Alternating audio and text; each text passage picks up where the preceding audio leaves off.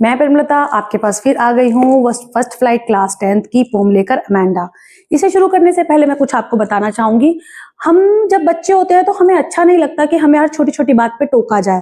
इस पोम में भी कुछ ऐसा ही है, तो बच्चों को बड़ा ऑकवर्ड सा लगता है, उन्हें हर छोटी छोटी बात के लिए इंस्ट्रक्ट किया जाए, do this and don't do this. उनकी भी अपनी फीलिंग्स होती हैं, उनको ऐसा लगता है कि हम बड़े हो रहे हैं। ये मैं इसलिए बता रही हूँ क्योंकि ये अमेंडा जो है ये भी एक टीनेज गर्ल ही है, अराउंड 13 के आसपास रही होगी है। इस पोम से हमें पता चल जाएगा कि ये कितने साल की है, लेकिन इसमें कहीं मेंशन नहीं है कि ये कितने साल की है। अब यहाँ पर शुरू करते हैं अमेंडा के बारे में। तो अमेंडा जो है एक लड़की है और यहाँ पर उसको भी यही फीलिंग आती है सेम, कि उसको बार बार इंस्ट्रक्शंस मिलती रहती हैं, उसको स्कॉल्ड किया जाता है बाय एन एडल्ट। अब यहाँ पर एडल्ट कौन है ये हमें नहीं पता, क्योंकि यहाँ पर ये भी मेंशन नहीं है पोम में कि मे बी फादर हो सकते हैं, मे बी मदर हो सकती है, मे बी एल्डर सिबलिंग्स हो सकते हैं कोई। चलिए शुरू करते हैं। रॉबिन क्लाइन जो है वो एक ऑस्ट्रेलियन पोएट हैं, फीमेल हैं, और ये जो है राइटर भी है। ये अपनी फेमस किस लिए हैं, ये बच्चों के लिए लिखती हैं, बच्चों के बारे में लिखती हैं और यंग एडल्ट्स के बारे में लिखती हैं। टाइटल इसका क्या रहेगा? Amanda shows that the girl is constantly being called and corrected bye adult. अब यहाँ पर जो है ये शो किया जा रहा है इस पोम में, इस टाइटल में, कि जो लड़की है इसको बार बार करेक्ट किया जाता है एडल्ट के बारे में। तो मैंने जैसे बताया कि मैं अज्यूम करती हूँ कि मदर होंगी। Exclamation mark reflect the tone of command and irritation. अब जो ये एक्सक्लेमेशन मार्क जहां पे भी आप पढ़ेंगे, जब मैं पोम आपको यहाँ लिखूंगी आपको समझ आएगा, और आपने भी अपनी एनसीईआरटी बुक में देखा ही होगा कि अमेंडा जहां पर भी लिखा है वहां पर एक्सक्लेमेशन मार्क है। इसका मतलब हम बहुत ज्यादा उस पर फोकस्ड है, बहुत पॉजिटिव होकर हम वो वर्ड बोलते हैं, अमांडा ये मत करो, अमांडा वो मत करो, अमांडा तुमने ये काम कर लिया। यहाँ पर भी कुछ ऐसा ही है। तो एक्सक्लेमेशन मार्क्स क्या बता रहा है कि कमांड की टोन है, कि हम किसी को कमांड दे रहे हैं, और इरिटेशन किसको हो रही है? अमांडा को हो रही है। थीम की बात करेंगे, the pome focus is on child desire for freedom versus adult control. अब जो फोकस किया गया है इस पोम का कि बच्चे की अपनी क्या इच्छाएं हैं आजादी को लेकर, वर्सेस एडल्ट कंट्रोल, कि उस पर इतना कंट्रोल किया जा रहा है। It highlights imagination as a means of escape from strict rule. यहाँ पर जो दिखाया जा रहा है कि अमेंडा जब भी उसको कोई डांटा जा रहा है तो वो अपने इमेजिनेशन में खो गई है, क्योंकि वो रूल से जो है बाहर भागना चाहती है। अब ये हमारे साथ भी होता है, जब आपको मम्मी या पापा डांटते हैं, डांटे जा रहे हैं, तो हम चुपचाप करके ऐसे सुन रहे होते हैं। रीजन बीइंग क्योंकि हम सिर्फ सुन रहे हैं, उसको इम्पैक्ट में नहीं ला रहे हैं, और हम अपने कोई और ही ख्यालों में खोए हुए हैं, क्योंकि वो तो सुन ही नहीं रहे हैं तब तक। यहां पर भी कुछ ऐसा ही है।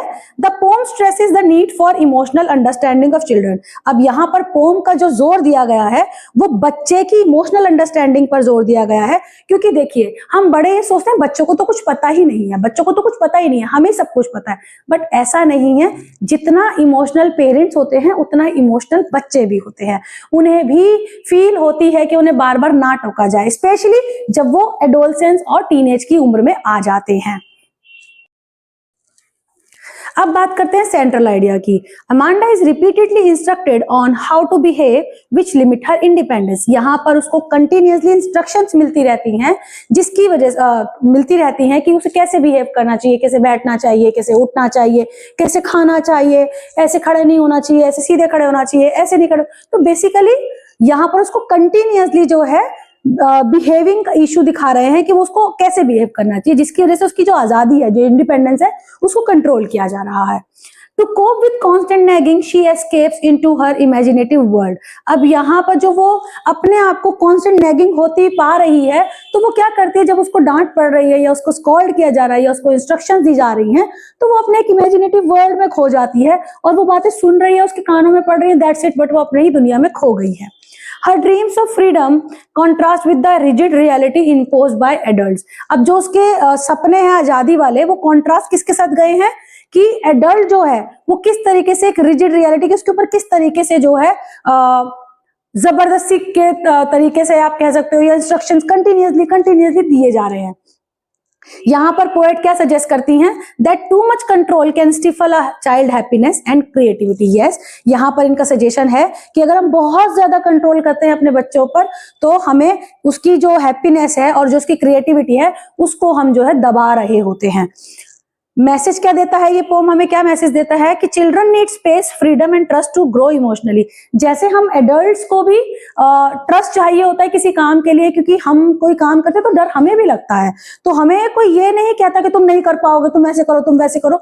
उसी तरीके से यहाँ बच्चों को भी स्पेस चाहिए, उनको समझना पड़ता है, बच्चों को भी, उनको भी टाइम दीजिए, उनको भी थोड़ी आजादी। ये नहीं है कि पूरी आजादी दे दो, उनको भी थोड़ी आजादी दीजिए कि वो भी थोड़ा सोच के कुछ बताएं, एंड ट्रस्ट करिए उन पर कि वो थोड़ा थोड़ा थोड़ा थोड़ा इमोशनली ग्रो हो। Constant criticism can make children feel isolated. अगर हम बार बार उनको रोक टोकते रहेंगे तो वो धीरे धीरे आइसोलेटेड, मतलब अकेले में रहना पसंद करेंगे। जब हम घर में होंगे तो वो अपने कमरे में चले जाएंगे, या वो किसी काम में ऐसे बिजी हो जाएंगे, हमें लगेगा वो बिजी है या वो काम कर रहा है। Adult should balance discipline with empathy and care. अब यहाँ पर जो एडल्ट्स हैं उन्हें कैसे बैलेंस करना चाहिए, डिसिप्लिन में बच्चों को रखना चाहिए, बिल्कुल जरूरी है, क्योंकि पेरेंट्स ही समझते हैं बच्चों को कैसे पालना है। तो यहाँ पर हम डिसिप्लिन भी रखें, लेकिन प्यार के साथ और केयर के साथ। तो उस हिसाब से यहाँ पर सेंट्रल आइडिया और मैसेजेस जो है वो हमें बता रहे हैं कि किस तरीके की पोम है, और मैसेजेस में बताया जा रहा है कि किस तरीके से हम बच्चों को हैंडल कर सकते हैं। After all the introductions, now we'll start the poem. Don't bite your nails, Amanda. Don't hunch your shoulders, Amanda. अब यहाँ पर अमांडा जो स्टार्टिंग से है उसको करेक्ट किया जा रहा है हर चीज में। Amanda is being constantly instructed about her manners and posture. The tone is commanding and strict. अब यहाँ पर क्या है, उसको बार बार बोला जा रहा है कि किस तरीके से तुम्हारे मैनर्स हैं, कि तुम उसको कंट्रोल करो, ऐसे मत बात करो, वैसे मत बात करो। और पोस्चर, खड़े कैसे होना है, बैठना कैसे है, वो सब यहाँ बताया जा रहा है। अब जो टोन इस पोम में यहाँ दिखाई दी गई, don't bite your nails Amanda, don't hunch your shoulder Amanda, it means यहाँ ये दिखाया जा रहा है कि हम किसी को कमांड कर रहे हैं, अमांडा को कमांड कर रहे हैं, और स्ट्रिक्ट हैं हम इस रूल्स में। Stop that slouching and sit up straight Amanda. The adult keeps correcting Amanda's physical behavior, showing excessive control. अब यहाँ पे कैसे बोला जाता है कि अमांडा सिट, ढंग से बैठो, सीधी होके बैठो, स्लाउचिंग मत हो, अमांडा को ये बोला जा रहा है। अब यहाँ पर एक वर्ड आया स्लाउचिंग, एक वर्ड आया हंच। इसका मतलब होता है कि जब हम अपने कंधे और बैक आगे की तरफ झुका लेते हैं थोड़ा सा इस तरीके से, तो उसको हंच में भी और स्लाउचिंग में यूज कर सकते हैं। इससे हमारा बैक पेन भी हो जाता है। स्लाउचिंग वर्ड अगर मैं बोलूं कि हम आगे अगर अपना पोस्चर सीधा नहीं रखेंगे तो हमें बैक पेन भी हो सकता है। तो यहाँ पर दोनों पॉइंट में यही बताया गया है कि सीधी खड़ी रहो अमांडा, अपने नेल्स मत बाइट करो Amanda.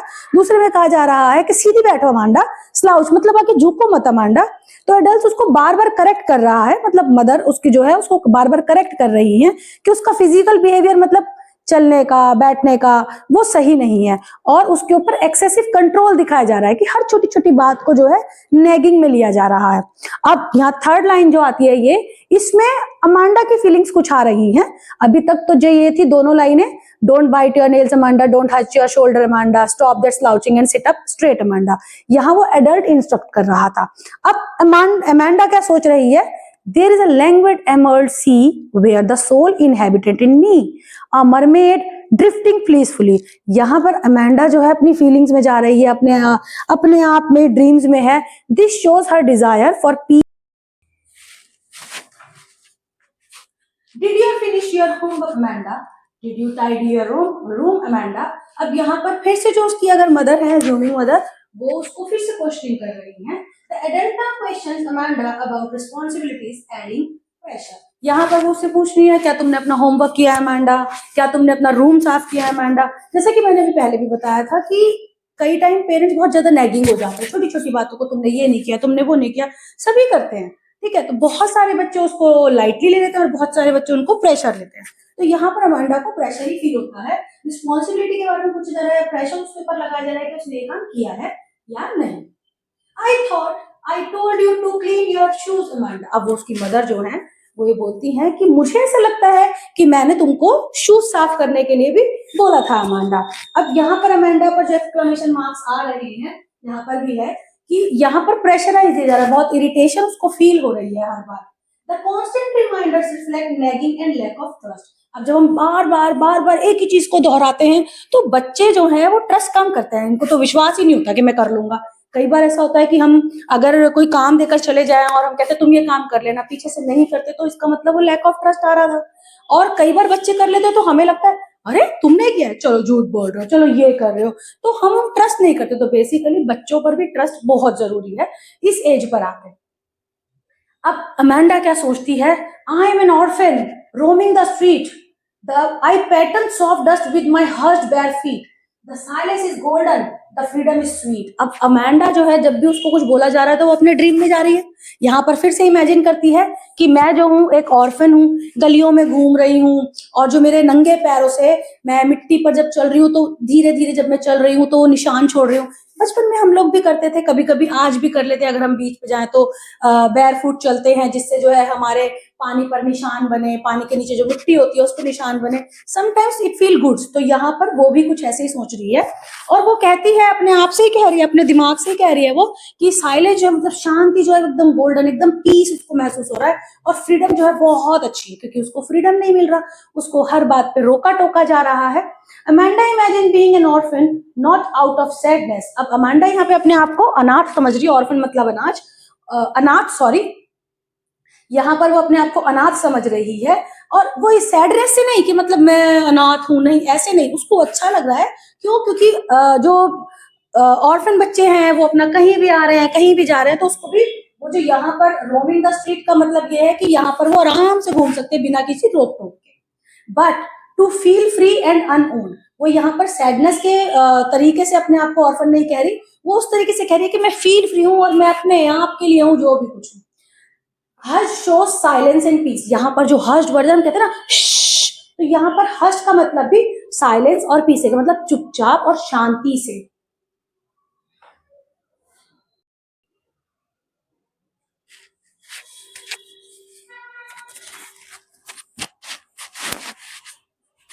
Don't eat that chocolate, Amanda. Remember your acne, Amanda. Will you please look at me when I'm speaking to you, Amanda? Again, अब जब बार बार बार बार बार बार हम एक ही चीज को बोल रहे हैं और बच्चा वहां खड़ा हुआ है, तो यहाँ पर अमांडा को ऐसे हो रहा है, don't eat that chocolate Amanda, remember your acne Amanda, will you please look at me, क्या तुम मेरी तरफ देखोगी जब मैं तुमसे बात कर रही हूँ? तो यहाँ पर जो है अमांडा को उसके फूड चॉइसेस पे भी रोका जा रहा है। Adult control even our food choices. मैं यहाँ पे सब आंसर्स, सब मीनिंग्स आपको बुलेट में दे रही हूँ ताकि आपको लर्न करने में बहुत इजीली रहे। अब यहाँ पर इन लाइनों का मतलब ये है कि एडल्ट जो है, जो उसकी पेरेंट है, वो उसके फूड चॉइसेस को भी कंट्रोल कर रहे हैं। शोज एक्सेसिव रेस्ट्रिक्शंस, और यहाँ पता चल रहा है कि रेस्ट्रिक्शंस बहुत ज्यादा है। Adults remind of physical flaws, और जो उसके पेरेंट है, जो उसकी मदर है, जहां पर यहाँ पर मैंने एज्यूम किया मदर है, तो यहाँ पर जो है वो उसको याद दिला रहा है कि फिजिकल फ्लॉज के एक्ने हैं, और जो है अगर तुम चॉकलेट ज्यादा खाओगी तो तुम्हारे एक्ने बढ़ जाएंगे, क्योंकि ये एडोलसेंस में अगर हमें ऑयली और शुगरी आइटम ज्यादा खाते हैं, जंक फूड ज्यादा खाते हैं, तो हमारे एक्ने बढ़ जाते हैं इसीलिए। अब यहाँ पर अमांडा को क्या हो रहा है, उसका सेल्फ कॉन्फिडेंस बहुत हर्ट हो रहा है। हर्ट क्यों हो रहा है? क्योंकि छोटी छोटी चीजों के लिए उसको टोका जा रहा है। शोज इनसेंसिटिविटी, यहाँ पर इनसेंसिटिविटी भी दिख रही है कि ये नहीं करो, ये भी मत खाओ, ऐसे मत करो, उस चीज को याद करो। Adults feel Amanda is ignoring her. अब जो उसकी मदर है, एज्यूमिंग मदर जो है, उनको ये लग रहा है कि मैं उसको बार बार कुछ कह रही हूँ, लेकिन अमांडा तो जवाब ही नहीं दे रही है, वो तो मेरी तरफ देख भी नहीं रही है। तो वो ये कह रही है कि क्या तुम मेरी तरफ देखोगी जब मैं तुमसे बात कर रही हूँ? तो यहाँ पर एक्चुअली क्या है, अमांडा जो है वो अपने इमेजिनेशन में चली गई है, जैसे अभी पिछली 2 बार गई थी। एक बार वो ऑर्फन बन गई है, और एक बार वो लैंग्वेज एमर्ल्ड सी में गई है। तो यहाँ पर फिर से वो जो है अपने इमेजिनेशन में जा रही है। अब जो इमेजिनेशन में जा रही है तो रपंजल बन के आएगी।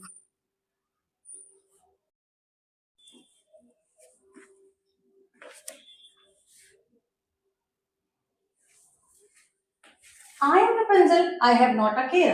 Life in a tower, in tranquil and rare. I will certainly never let down my bright hair. अभी अमांडा को उसकी जो एज्यूमिंग मदर थी वो उसको बार बार जो है इरिटेट कर रही थी, और मे बी उसको कमांड कर रही थी कि तुम चॉकलेट मत खाओ, तो अपने एक्ने को ध्यान दो, जब मैं तुमसे बात कर रही हूँ तो मुझे देखो। अब और अमांडा क्या कर रही है, वो फिर से अपने इमेजिनेशन में गई है। तो अब यहाँ पर वो इमेजिनेशन में है, I M Rapunzel, I have not a care. Life in a tower, in tranquil and rare. I will certainly never let down my bright hair. अब यहाँ पर वो अपने आप को रपेंजल मान रही है। रपेंजल आप लोगों ने भी सुना होगा, एक स्टोरी थी रपेंजल की।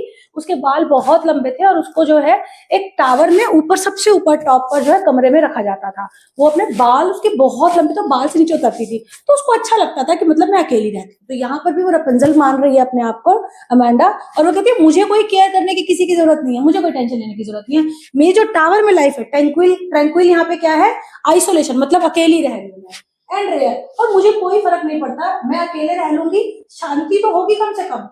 मैं कभी भी जो है अपने बालों को, जो उसके रपेंजल के जो एज्यूम जो स्टोरी में रपेंजल है, उसके बाल तो बहुत लंबे होते हैं क्योंकि वो टावर से अगर नीचे उतरती तो बालों को फेंक के रस्सी की तरह उन्हीं को यूज करती, तो वो कहती है कि मैं अपने बालों को जो है खराब नहीं होने दूंगी। अब यहाँ पे बात करते हैं Amanda imagine herself as Rapunzel. Amanda अपने आप को रपेंजल समझती है। यहाँ पर टावर जो है isolation but also peace, tower जो है यहाँ पर ये माना जा रहा है कि आइसोलेशन, अकेली वहां रहेगी लेकिन शांति रहेगी, वो अपने आप को काम महसूस करेगी उस टावर में और सोसाइटी से सेफ महसूस करेगी। Rapunzel will not allow anyone to control her.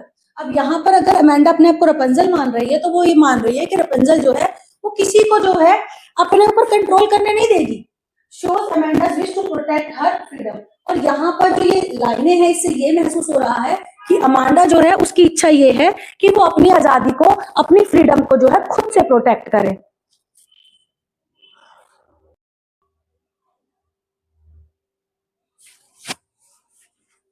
Stop that sulking at once, Amanda. You are always so moody, Amanda.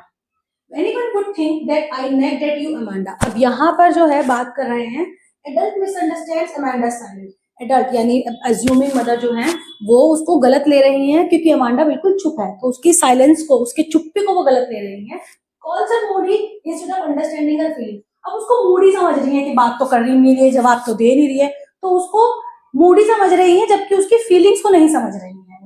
Adult denies being controlling. अब यहाँ पर anyone would think that I nagged at you, Amanda. Nag का मतलब है यहाँ पर अभी adults यहाँ पर मना कर रहा है, अपने आप को ये बता रहा है कि मैं तुम पे कंट्रोल नहीं कर रहा हूँ। यहाँ पे nagging का मतलब है किसी चीज को बार बार आपके बिहेवियर के लिए आपको रिपीटेडली कहा जाए। Highlights lack of understanding between adults and children. यहाँ पर ये बताया गया है इस पोम में कि किस तरीके से जो अंडरस्टैंडिंग है बिटवीन पेरेंट एंड चिल्ड्रन, यहाँ पर वो जो है वो लैक है, मतलब कम है, उन दोनों में कोई अंडरस्टैंडिंग नहीं है। तो यहाँ पर जो भी पोम है कि स्टॉप दैट सल्किंग, सल्किंग का मतलब है कि रूठी हुई हो तुम, बात ही नहीं कर रही हो, मैं कुछ भी बोल रही, तुम चुपचाप सुन रही हो, इसका मतलब सल्किंग मतलब चुपचाप सुनते रहना, रूठ जाना।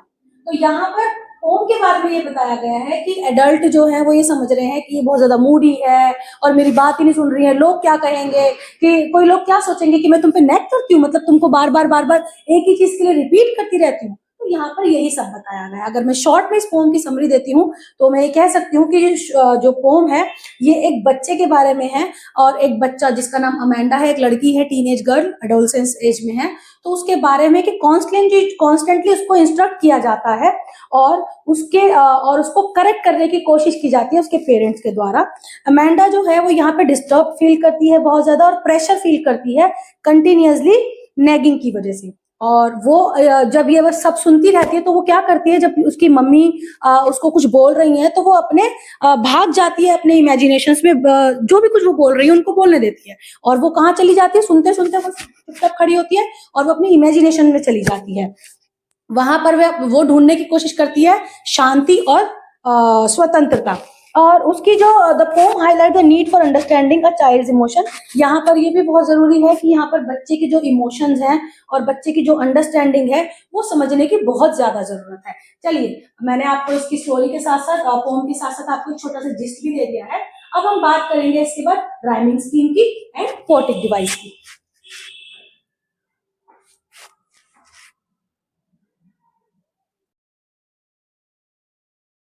स्कीम की अब जो ये पोम है कि पूरी की पूरी the poem is written in free words. Free मतलब इसमें कोई राइम स्कीम नहीं है, इसमें फ्री टोन में वो चल रही है, इसमें कोई भी फिक्स्ड राइम स्कीम नहीं है। Poetic devices repetition, words like Amanda are repeated to show constant control over the child। यहाँ पर अमेंडा वर्ड जो है सबसे ज्यादा रिपीट हुआ है वो, और वो ये शो करता है कि बच्चे के ऊपर कांस्टेंट कंट्रोल है। Imagine vivid images like emergency, silence, freedom shows Amanda's dream world। अब यहाँ पे इमेजरी मतलब बताया गया है कि किस तरीके से वो अपने आप को अलग अलग इमेजेस में जो है अपने आप को ड्रीम वर्ल्ड में लेकर जाती है। Alliteration stop this slouching repetition of S sound. यहाँ पे एस आ रहा है, यहाँ पर भी अगर सेंटेंस में रिपीटेड कंसोनेंट आते हैं तो वो एलिट्रेशन में आता है। Metaphor, direct comparison without using like और as. Amanda imagine a moment, तो यहाँ पर बताया गया मेटाफर में कि हमने बिना लाइक और एज लगाए अगर हमने डायरेक्ट कंपैरिजन करते हैं तो वो मेटाफर होता है। जैसे यहाँ पर है अमेंडा ने अपने आप को मरमेड समझा। Irony, contrast between expectation and reality. अब यहाँ पर आयरनी क्या है? कॉन्ट्रास्ट टू एक्सपेक्टेशंस, क्योंकि बीइंग अ मदर उनकी एक्सपेक्टेशन बहुत ज्यादा है, बट रियलिटी कुछ और है जो अमेंडा है यहाँ पर, कि अमेंडा उनकी बातें सुनती नहीं है। तो these are the rhyme schemes and poetic devices. I hope you like my video. Thank you. मिलते हैं नेक्स्ट वीडियो में।